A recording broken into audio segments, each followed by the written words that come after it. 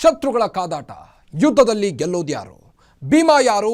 Iran ಬಗ್ಗಲ್ಲ, Israel ಬಾಗಲ್ಲ. ಎದೆ ಸೀಳಿ ಉಳಿಯೋದ್ಯಾರು? ಆ ಅಸ್ತ್ರಗಳು ಬ್ರಹ್ಮಾಸ್ತ್ರಗಳ ಪವರ್. ಯಾರು ಪವರ್ಫುಲ್ ರಾಷ್ಟ್ರ? ಪರಮಾಣು ಮೇಲೆ ಕಣ್ಣು ಯಾರಿಗೆ ಯಾರ ಬಲ? ಏನಾಗುತ್ತೆ ಈ ಹೊತ್ತಿನ ಸ್ಪೆಷಲ್ ನಾನಾ ನೀನಾ. ನಾನು ಕಾರ್ತಿಕ್.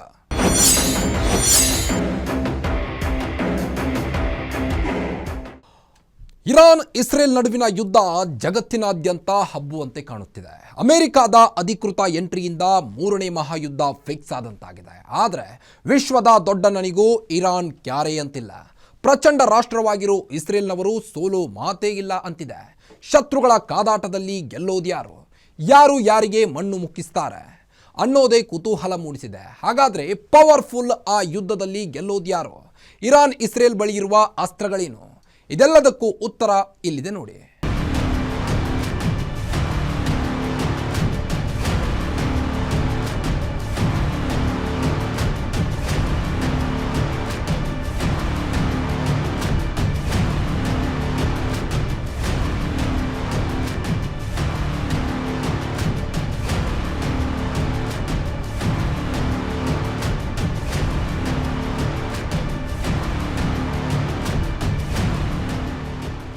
ನಿಂತಿಲ್ಲ, ನಿಲ್ಲುತ್ತಿಲ್ಲ, ನಿಲ್ಲುವಂತೆ ಕಾಣುತ್ತಿಲ್ಲ. ಇರಾನ್ ಇಸ್ರೇಲ್ ನಡುವಿನ ವಾರ್ ಸದ್ಯಕ್ಕೆ ನಿಲ್ಲುವ ಲಕ್ಷಣಗಳು ಕಾಣುತ್ತಿಲ್ಲ. ಬದಲಿಗೆ ದಿನದಿಂದ ದಿನಕ್ಕೆ ಜಾಸ್ತಿಯಾಗ್ತಿದೆ. ಯಾರು ಊಹಿಸಿರದ ಮಟ್ಟಿಗೆ ಹೋಗ್ತಿದೆ. ಅಮೆರಿಕ ಎಂಟ್ರಿ ಕೊಟ್ಟ ಮೇಲೆ ಮತ್ತೊಂದು ಹಂತಕ್ಕೆ ಹೋಗಿದೆ. ಇಸ್ರೇಲ್ ಇರಾನ್ ಮಧ್ಯೆ ನಡೆಯುತ್ತಿರುವ ಯುದ್ಧಕ್ಕೆ ವಿಶ್ವದ ದೊಡ್ಡಣ್ಣ ಅಮೆರಿಕ ಅಧಿಕೃತವಾಗಿ ಕಾಲಿಟ್ಟಿದೆ. ಅಮೆರಿಕ ಅಧ್ಯಕ್ಷ ಮೊದಲು ವಾರ್ನಿಂಗ್ ಕೊಟ್ಟಿದ್ರು. ಇರಾನಿನ ಸರ್ವೋಚ್ಚ ನಾಯಕ ಅಯಾತುಲ್ಲಾ ಅಲಿ ಖಮೇನಿಗೆ ನೇರವಾಗಿ ಎಚ್ಚರಿಕೆ ನೀಡಿದ್ರು. ಆದರೆ ಟ್ರಂಪ್ ವಾರ್ನಿಂಗ್ಗೆ ಖಮೇನಿ ಡೋಂಟ್ ಕೇರ್ ಅಂದಿದ್ರು. ಇದಕ್ಕೆಲ್ಲ ನಾವು ಹೆದರಲ್ಲ ಅಂತ ತಿರುಗೇಟು ನೀಡಿದ್ರು. ಇಷ್ಟಕ್ಕೆ ಸುಮ್ಮನಾಗಿದ್ರೆ ಆಗ್ತಿದ್ದ ಕಥೆನೇ ಬೇರೆ. ಇಸ್ರೇಲ್ನ ಅತಿ ದೊಡ್ಡ ಆಸ್ಪತ್ರೆ ಮೇಲೆ ಮಿಸೈಲ್ ದಾಳಿ ನಡೆಸಿದ್ದೇ ನೋಡಿ ಇರಾನ್ಗೆ ವಕ್ರ ದೆಸೆ ಶುರುವಾಗಿದ್ದು.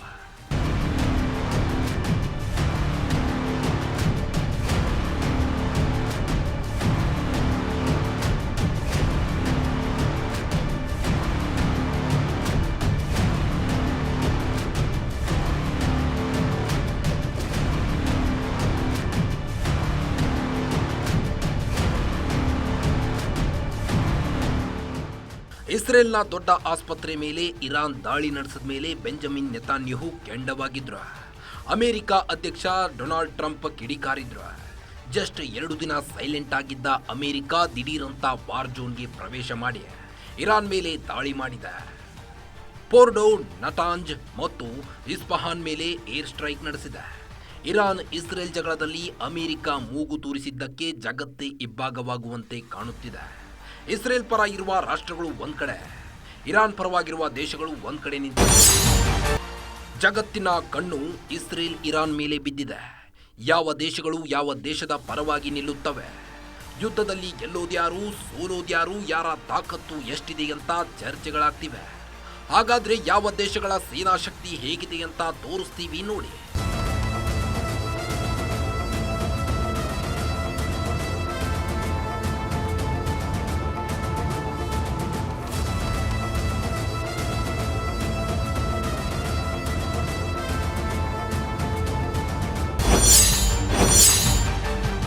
ಇರಾನ್ನಲ್ಲಿ ಜನಸಂಖ್ಯೆ 88 ಮಿಲಿಯನ್ ಇದೆ. ಇಸ್ರೇಲ್ನಲ್ಲಿ ಕೇವಲ 9 ಮಿಲಿಯನ್ ಜನಸಂಖ್ಯೆ ಇದೆ. ಇರಾನ್ ಬಳಿ ಬರೋಬ್ಬರಿ 6,10,000 ಸಕ್ರಿಯ ಸೈನಿಕರಿದ್ದಾರೆ. ಅದೇ ಇಸ್ರೇಲ್ ಬಳಿ 1,70,000 ಸಕ್ರಿಯ ಸೈನಿಕರಿದ್ದಾರೆ. ಇನ್ನು ರಿಸರ್ವ್ ಸೈನಿಕರು ಇರಾನ್ ಬಳಿ 3,50,000 ಇದ್ರೆ ಇಸ್ರೇಲ್ ಹತ್ತಿರ 4,65,000 ರಿಸರ್ವ್ ಸೈನಿಕರಿದ್ದಾರೆ. ಯುದ್ಧ ವಾಹನಗಳು ಇರಾನ್ ಬಳಿ 70,000, ಇಸ್ರೇಲ್ ಬಳಿ 43,407 ಇವೆ.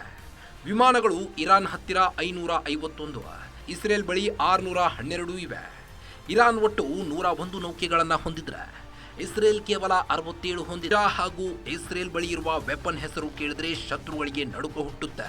ಇಸ್ರೇಲ್ ಶತ್ರುಗಳ ನಿದ್ದೆಗೆಡಿಸಿರುವುದು ಬರೀ ಐರನ್ ಡೋಮ್ ಮಾತ್ರವೇ ಅಲ್ಲ, ಇಡೀ ಇಸ್ರೇಲ್ ಸೇನೆಯ ಬಳಿ ಅತ್ಯಾಧುನಿಕ ಶಸ್ತ್ರಾಸ್ತ್ರಗಳು. ಇಸ್ರೇಲ್ ಪಾಲಿಗೆ ಐರನ್ ಡೋಮ್ ರಕ್ಷಣಾ ಕವಚ ಅನ್ನೋದರಲ್ಲಿ ಎರಡು ಮಾತಿಲ್ಲ. ನೀರಲ್ಲಿ ಶತ್ರುಗಳನ್ನು ಹುಡುಕಿ ಹೊಡೆಯಲು ಕಾರ್ವೆಟ್ ನಿಸ್ಸೀಮವಾಗಿದ್ರೆ ಶತ್ರು ವಿಮಾನಗಳಿಗೆ ದುಸ್ವಪ್ನವಾಗಿ ಕಾಡುತ್ತೆ ಇಸ್ರೇಲ್ನ ಮ್ಯಾಗ್ಬೆಟ್. ಇನ್ನು ಇಸ್ರೇಲ್ ಸೇನೆಯ ಬಲಶಾಲಿ F-16I ಫೈಟರ್ ಜೆಟ್ ಶತ್ರುಗಳನ್ನ ಬೇತಾಳದಂತೆ ಕಾಡುವ ಸ್ಪೈಡರ್ ಅಂತಲೇ ಫೇಮಸ್ ಆಗಿದೆ. ಇಸ್ರೇಲ್ಗೆ ಅಮೆರಿಕದ ಬಲ, ಮಿಲಿಟರಿ ಪವರ್. ಇವೆರಡೂ ರಾಷ್ಟ್ರಗಳು ಯಶಸ್ವಿಯಾಗಿತ್ತು. ಈ ವ್ಯವಸ್ಥೆ ಸಂಪೂರ್ಣ ಸುರಕ್ಷಿತವಲ್ಲದಿದ್ರೂ ಹಳೆಯ ದಾಳಿಗಳ ಹಾನಿಯನ್ನ ಕಡಿಮೆ ಮಾಡಿತ್ತು. ಇನ್ನು ಇಸ್ರೇಲ್ ಬಳಿ ಪ್ರಾದೇಶಿಕ ವಾಯು ಪ್ರಭುತ್ವವೂ ಇದೆ, ಅಣು ಶಸ್ತ್ರಾಸ್ತ್ರಗಳು ಇವೆ. ಇದೆಲ್ಲದಕ್ಕಿಂತ ಮುಖ್ಯವಾಗಿ ಅಮೆರಿಕದ ಬೆಂಬಲದ ಜೊತೆ ಮಿಲಿಟರಿ ದೊಡ್ಡ ಶಕ್ತಿಯೂ ಸಿಕ್ಕಿದೆ.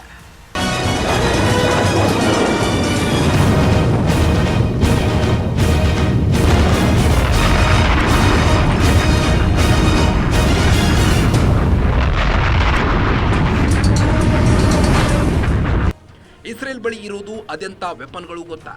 ಅದ್ಯಾರೇ ಆಗ್ಲಿ ಇಸ್ರೇಲ್ ಮುಂದೆ ಶರಣಾಗಲೇಬೇಕು. ಕೆಣಕಿದ್ರೆ ಮಾತ್ರ ಇಸ್ರೇಲ್ ಬಿಡಲ್ಲ. ಹಮಾಸ್, ಹಿಜ್ಬುಲ್ಲಾ, ಯಮನ್ ಸಂಘಟನೆಗಳನ್ನ ಚೂಬಿಟ್ಟ ಇರಾನ್ ಮೇಲೆ ಇಸ್ರೇಲ್ ಸಿಡಿದೆದ್ದಿದೆ. ಯಾವ ಕಾರಣಕ್ಕೂ ಇರಾನನ್ನ ಸುಮ್ಮನೆ ಬಿಡಬಾರದು ಅಂತ ತೊಡೆ ತಟ್ಟಿದೆ. ಹಾಗಂತ ಇರಾನ್ ಏನು ಸುಮ್ಮನೆ ಇಲ್ಲ. ಇಸ್ರೇಲಿಗರು ನಿರೀಕ್ಷೆಯನ್ನು ಮಾಡಿರದ ರೀತಿಯಲ್ಲಿ ಅಟ್ಯಾಕ್ ಮಾಡ್ತಿದೆ. ಕ್ಲಸ್ಟರ್ ಬಾಂಬ್ಗಳನ್ನ ಬಳಸಿಕೊಂಡು ಇಸ್ರೇಲ್ಗೆ ನಡುಕ ಹುಟ್ಟಿಸಿದೆ.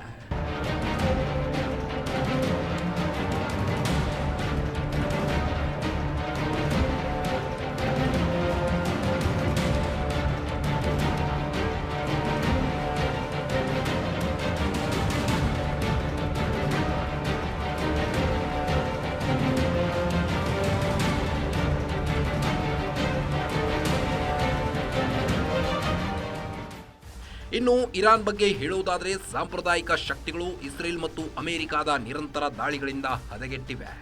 ಅವರ ಶಸ್ತ್ರಾಸ್ತ್ರಗಳು ಬಹುತೇಕ ಹಳೆಯ ಸೋವಿಯತ್ ಕಾಲಕ್ಕೆ ಸೇರಿವೆ. 1979ರ ಮೊದಲು ಅಮೆರಿಕದಿಂದ ಕೆಲವನ್ನು ಪಡೆದವು. ಇತ್ತೀಚೆಗೆ ರಷ್ಯಾದ ಕೆಲವೊಂದು ಶಸ್ತ್ರಾಸ್ತ್ರಗಳು ಸೇನೆಗೆ ಸೇರ್ಪಡೆಗೊಂಡಿವೆ. ವಯಸ್ಸಾದ ಯುದ್ಧ ವಿಮಾನಗಳು ಇರೋದ್ರಿಂದ ಇರಾನ್ನ ಇಸ್ರೇಲ್ಗೆ ಹೋಲಿಸಿದರೆ ಬಹಳ ಹಿಂದೆ ಇದೆ. ಆದರೆ ಡ್ರೋನ್ ಯುದ್ಧದಲ್ಲಿ, ತಂತ್ರದಲ್ಲಿ ಇರಾನ್ ಎಕ್ಸ್ಪರ್ಟ್. ಕ್ಲಸ್ಟರ್ ಬಾಂಬ್ಗಳನ್ನು ಬಳಸಿಕೊಂಡು ಇಸ್ರೇಲ್ ಮೇಲೆ ದಾಳಿ ಮಾಡಿರೋ ದಾಳಿ ಇರಾನ್ ತಾಕತ್ತು ಎಂಥದ್ದು ಅಂತ ತೋರಿಸಿದೆ.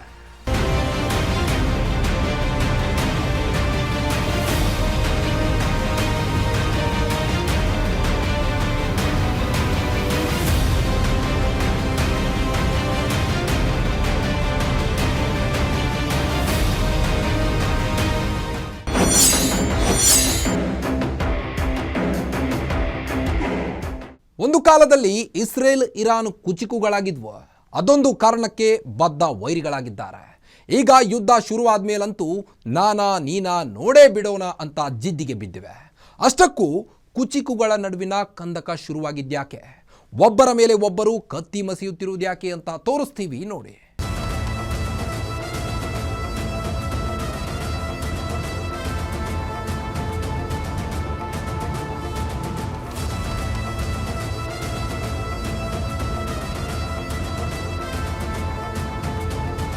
ಅದು 1948ರ ಸಂದರ್ಭ. ಇಸ್ರೇಲ್ ಹೊಸ ದೇಶದ ಉಗಮಕ್ಕೆ ಪಶ್ಚಿಮ ಏಷ್ಯಾದ ಹೆಚ್ಚಿನ ಮುಸ್ಲಿಂ ಬಹುಸಂಖ್ಯಾತ ದೇಶಗಳು ನಿರಾಕರಿಸಿದ್ವು. ಅಚ್ಚರಿ ಏನಾಗಿತ್ತು, ಟರ್ಕಿ ಹಾಗೂ ಇರಾನ್ ಮಾತ್ರ ಇಸ್ರೇಲ್ ಪರವಾಗಿ ನಿಂತವು. ಇಸ್ರೇಲ್ ಸಾರ್ವಭೌಮ ರಾಷ್ಟ್ರ ಎಂಬುದನ್ನು ಪ್ರತಿಪಾದಿಸಿದ್ದೇ ಇರಾನ್. ಟರ್ಕಿ ಇವೆರಡೂ ದೇಶಗಳು ಆಗ ಅಮೆರಿಕ ಜೊತೆ ನಿಕಟ ಸಂಪರ್ಕ ಹೊಂದಿದ್ವು. ಆದ್ರೀಗ ಅಮೆರಿಕ ಹೆಸರು ಕೇಳಿದ್ರೆ ಸಾಕು ನಿಗಿ ನಿಗಿ ಕೆಂಡ ಕಾರುತ್ತವೆ.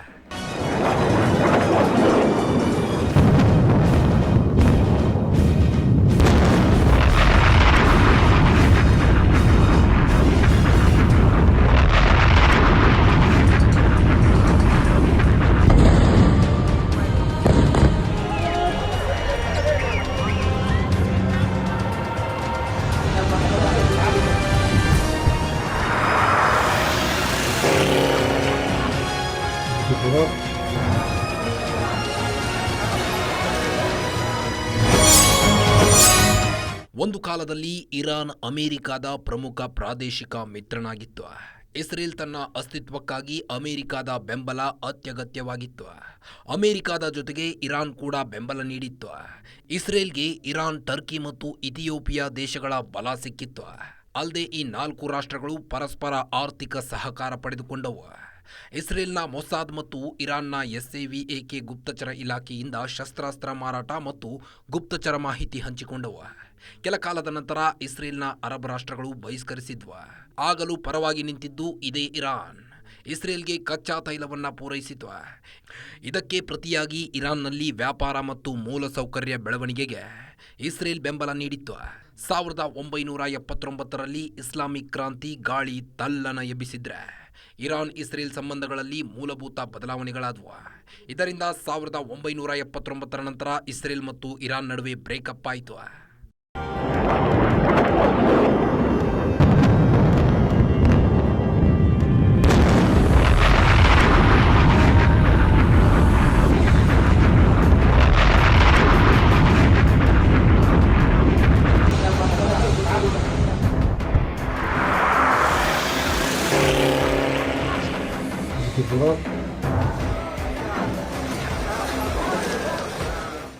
ಎಂಬತ್ತರಿಂದ 90ರ ದಶಕಗಳಲ್ಲಿ ಇರಾನ್ ಸಶಸ್ತ್ರ ಗುಂಪುಗಳು ಹುಟ್ಟಿಕೊಂಡವು.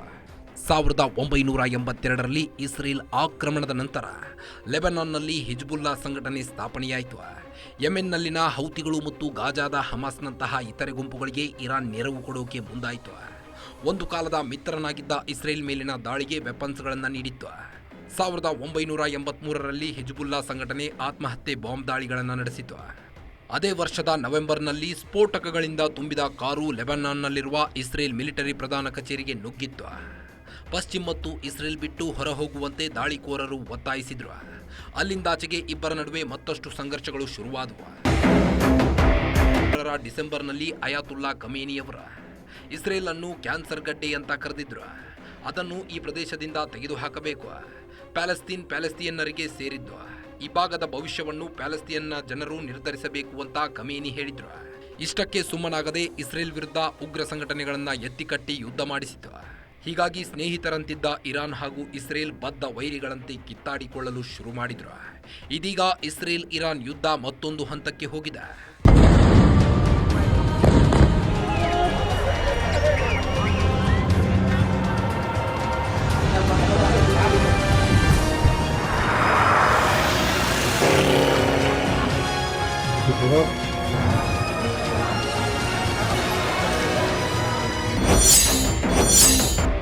ಇರಾನ್ ನ್ಯೂಕ್ಲಿಯರ್ ಕನಸು ನನಸಾಗುತ್ತಾ?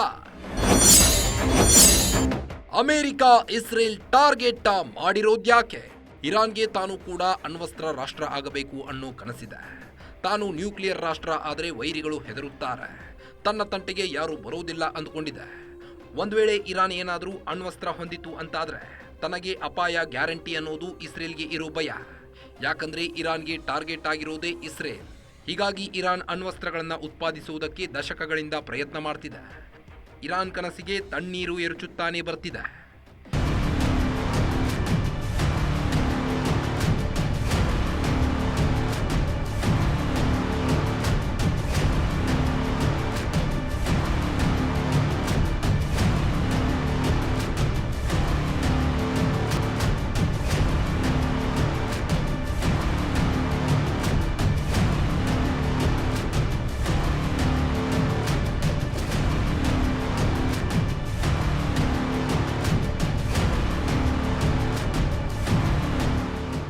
ಎಲ್ಲಿ ಇರಾನ್ ಅಣ್ವಸ್ತ್ರ ಸಾಮಗ್ರಿಗಳ ಸಂಗ್ರಹವನ್ನ ಮಾಡ್ತಿದೆ.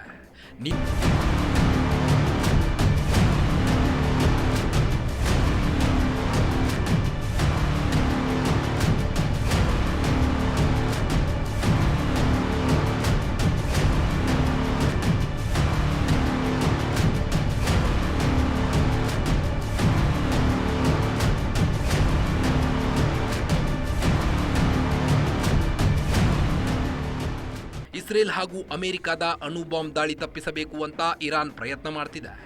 ಆದರೆ ಸಾಧ್ಯವಾಗ್ತಿಲ್ಲ. ಯಾವುದೇ ಕಾರಣಕ್ಕೂ ಇರಾನ್ಗೆ ಅಣ್ವಸ್ತ್ರ ರಾಷ್ಟ್ರ ಆಗಬಾರ್ದು, ಅಣ್ವಸ್ತ್ರ ರಾಷ್ಟ್ರವಾಗೋಕೆ ಬಿಡಬಾರ್ದು ಅಂತ ಇಸ್ರೇಲ್ ಪಣ ತೊಟ್ಟಿದೆ. ಇದೇ ಕಾರಣಕ್ಕೆ ಇರಾನ್ ಯಾವಾಗ ಅಣ್ವಸ್ತ್ರ ಸಾಮಗ್ರಿಗಳನ್ನು ತಂದು ಇಟ್ಟುಕೊಳ್ತು, ವಿಜ್ಞಾನಿಗಳನ್ನು ನೇಮಕ ಮಾಡುತ್ತು. ಆಗ ದಿಢೀರಂತ ಇಸ್ರೇಲ್ ದಾಳಿ ನಡೆಸಿ ಸರ್ವನಾಶ ಮಾಡುತ್ತೆ. ಸದ್ಯ ಇಸ್ರೇಲ್ಗೆ ಬಹುದೊಡ್ಡ ಶಕ್ತಿಯಾಗಿ ನಿಂತಿರುವುದು ಅಮೆರಿಕ ಹಾಗೂ ಯುರೋಪ್ ರಾಷ್ಟ್ರಗಳು. ಇರಾನ್ ಪರವಾಗಿ ಕೆಲ ಮುಸ್ಲಿಂ ರಾಷ್ಟ್ರಗಳು ಬೆಂಬಲವಾಗಿ ನಿಂತಿವೆ. ಅಮೆರಿಕ ಎಂಟ್ರಿ ಕೊಟ್ಟಿದ್ದರಿಂದ ರಷ್ಯಾ ವಾರ್ನಿಂಗ್ ಕೊಟ್ಟಿದೆ. ಇನ್ನು ಚೀನಾ, ಉತ್ತರ ಕೊರಿಯಾ ಸೈಲೆಂಟ್ ಆಗಿವೆ. ಮುಂದಿನ ದಿನಗಳಲ್ಲಿ ಯಾವ ದೇಶಗಳು ಯಾರ ಪರವಾಗಿ ನಿಲ್ತವೋ ಗೊತ್ತಿಲ್ಲ. ಆದರೆ ಮಹಾಯುದ್ಧದ ಸೂಚನೆ ಸಿಕ್ಕಿರುವುದಂತೂ ಸತ್ಯ.